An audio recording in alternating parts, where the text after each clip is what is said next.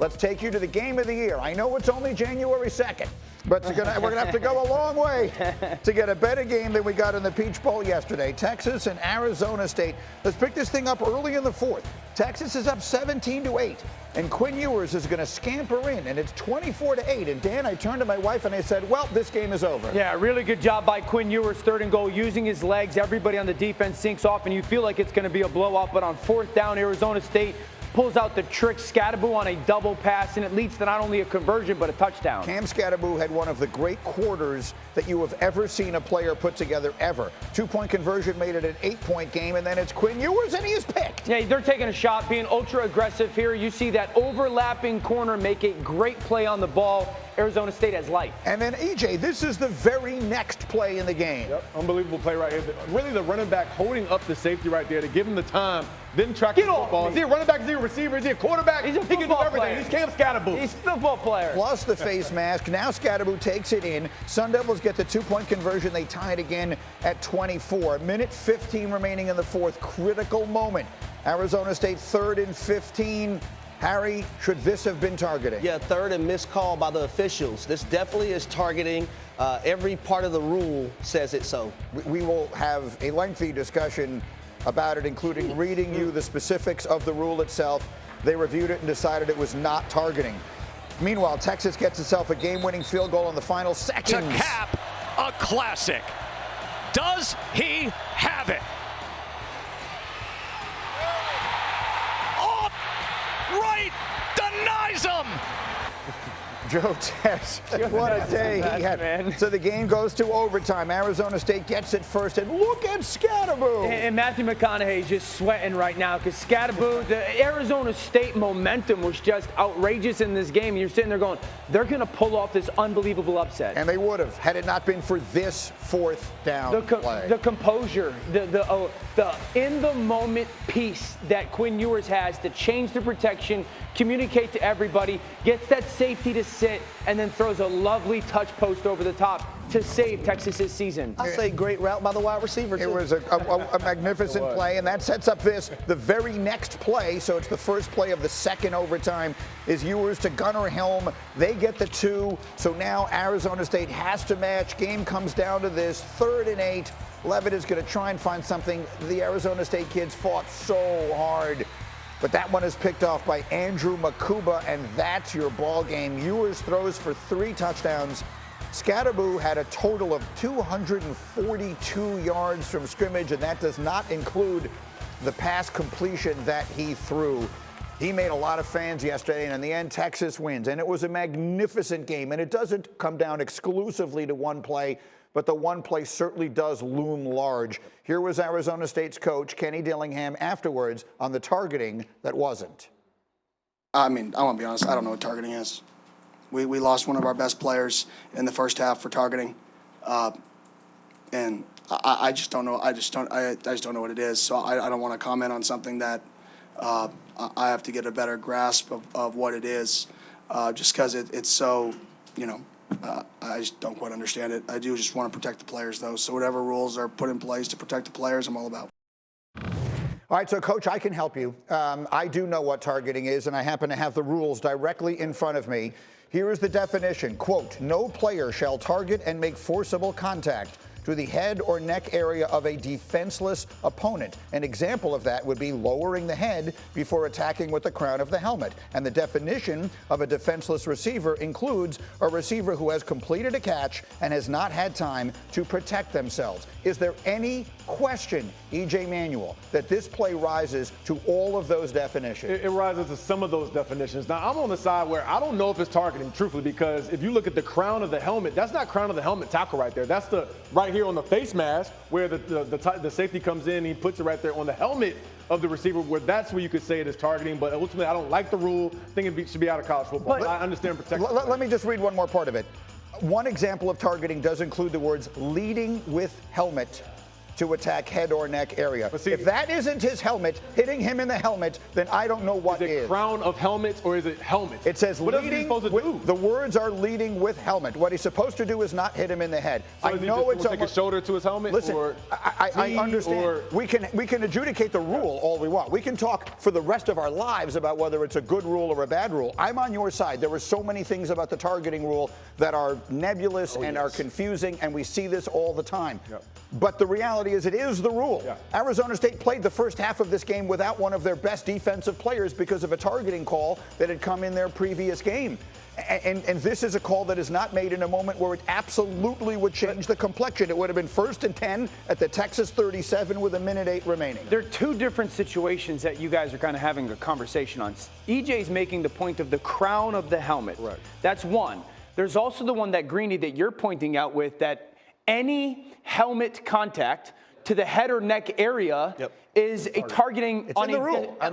on a defenseless player. So if that play happens and the receiver catches that ball, takes 1 or 2, 3 steps in Taft and him make that head-to-head contact, face mask to face mask, that's not targeting. Correct. The defenseless element of it is everything in this, and that's why you sit there and you watch that and you go, what happens with that receiver that makes him not defenseless? Because everything that I've ever watched with football tells me that that receiver is defenseless in this moment. He gets 1-2 catch, and as he's turning with that ball, he gets hit. The only thing that made me think about it is, well, does it getting tipped change that? It does not, it correct? does not. And let me again read you the definition of defenseless is a receiver who has completed a catch and has not had time to protect themselves. So there's nothing here that the receiver could do. No. But there's nothing that the safety could do either. I mean, I'm just saying the safety is pursuing the pass right here.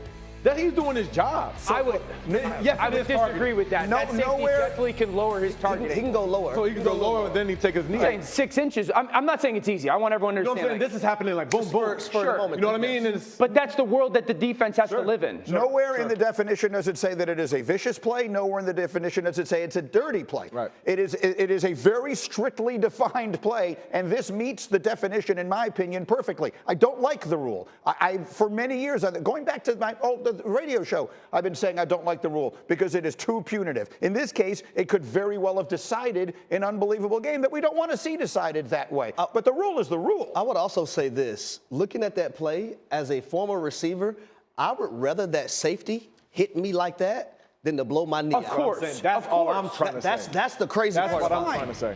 But again, yes, all well and good. But let's not sidetrack ourselves from what rules happened. are, yes, it's he targeting. didn't hit him in the knee. Yeah. Once again, lowering the head before the two definitions that are applicable here. Quote, leading with helmet to attack head or neck area. Does he do that? Yes. Receiver, completed a catch and has not had time to protect themselves. I would say that also is a yes. 100% yes. And he's laying down on the ground It's after. instant. right. And by the way, he's hurt. Yeah. I mean, the reason for this rule is because you don't want kids getting hit in the head, and he's lying there flat on his back like this while all this is getting discussed. And here's the thing. In the Notre Dame-Georgia game tonight that's happening at 4 o'clock in the Sugar Bowl, or in one of those other 2 games that are going to be left in that semifinal weekend, we're going to get a play that looks like this. Sure. And it's either going to get flagged or not. And if it gets flagged, Arizona State and their fans are going to go absolutely outrageous. And if it doesn't get flagged, we're going to be sitting here again going, then what is the execution of the rule? There's too much gray area. That's the issue. There is no gray area. Objective of a call. But the point is, there is none. I mean, I'm reading you the rule. There's no gray area. This absolutely meets the definition of targeting. Technically, you're right, but I'm talking about from a football perspective. There's gray area football-wise, sure. On the football side of things. Split second. Right. That's the issue. As a referee in that moment, again, I've never been a referee, but I've been a quarterback. And so if I'm throwing that ball also across the middle, I have to know I got to put my receiver in a spot where he can catch the ball and roll over as well. Right. And if you don't, you put it right here, he turns around and he gets kicked right there in the face. So that's where the ball getting tipped might impact this, it right? impacts it, yeah. Because the trajectory of the ball changes a little bit, and that probably impacts the target area and all that. Yeah. We're in an area now that I obviously can't speak to. All I'm saying is it is a terrible shame. Those Arizona State kids, look, I had no rooting interest in this game before it began. Of course. Like probably everyone in America who didn't go to Texas. I fell in love with the Arizona State team. And their fans showed up. I was in that building yesterday. Those fans showed up for Arizona State. And so I just felt terrible for them that they don't get a call that is so incredibly obviously was targeted. And you would hate for the game to be impacted or swung on that play. We would hate that. That being said, it's the right call to make. Yeah, I would love to hear an explanation from, and then it gets reviewed. When they stopped the game and said that play's getting reviewed for targeting, everybody at my house was like, well, that's as clear targeting as we've seen all season. The fact that it doesn't get called, it looks like a whiff by the officiating crew. Yeah, so that's a shame in so many ways because it was such a brilliant and exciting and extraordinary football game, and there's plenty of credit to go around. I mean, that kid, Cam Scadaboo, I don't know in what point in the draft we will hear his name, but some NFL team has got a lot of David Montgomery in him. A 16-point fourth-quarter lead. Then came the magic from Cam Scadaboo. Into the end zone goes Malik McClain. He is in. We are all tied up. And we're going to OT. When our backs are against the wall and when our best is needed, our best shows up time and time again. Second overtime, and Gunnar Helm opens it up that way. 3rd and 8, Levitt. That ball's intercepted. Texas advances. Hook 'em horns. They're headed home to Texas. Our good buddy Joe Tess understood the assignment. He was full espresso shot. Perfect person on the call. Okay, if a thriller yesterday in every way. So the 4th down play in the first overtime obviously saves the season for Texas. And the first thing I said to you this morning, Dan, was it looked to me like Arizona State brought the house and Texas picked the whole thing up, and that's how they wound up getting it done. And you said I was a little right and a little wrong. I bet you Arizona State defensively wishes they brought the house. The composure by Quinn Ewers in the moment and the coordination of everybody on their offense is the reason why that Texas is moving on. So I want everyone and reminding them of this play. Quinn Ewers getting to the line of scrimmage. Arizona State set up. You're going to get a little bit of a motion down. That's the key part, is when he brings that motion. And we talked about the experience of Quinn Ewers and all the snaps that he has. Arizona State is presenting a picture of here comes that all-out pressure, and Quinn Ewers in many ways protects against it, but also realizes you're not actually doing it. So when you get that motion, and when Quinn Ewers with his right hand signals to that motion, that's going to be an indicator to the defense. One, Quinn Ewers in that moment is telling his receiver, I want you to come down because we're going to get a little bit of a stack. Now everyone pay attention to these 3 guys defensively, because when that motion comes, now what happens is these guys start to walk up to the line of scrimmage. We're going to call this, hey diddle diddle, 3 up the middle. 1, 2, 3. Now when Quinn Ewers sees the defense do that, everything changes. And this is the moment where the composure stands out. So he's telling receiver, hey, no, stop. I got to change the play and change the protection. Give me a moment here. And now watch the center turn around. Quinn Ewers to the line of scrimmage. Hey, guys, blitz is coming here. I want to protect against it. So what they're going to do is they're going to take their offensive line from the right guard over. So right guard, center, left guard, left tackle. You guys all go to the left. And then we're going to bring the back across to the right. And we're going to make sure we pick up this blitz. Now, what the problem with Arizona State is, when that happens, Arizona State is going to bluff. This guy and this guy are actually going to drop out.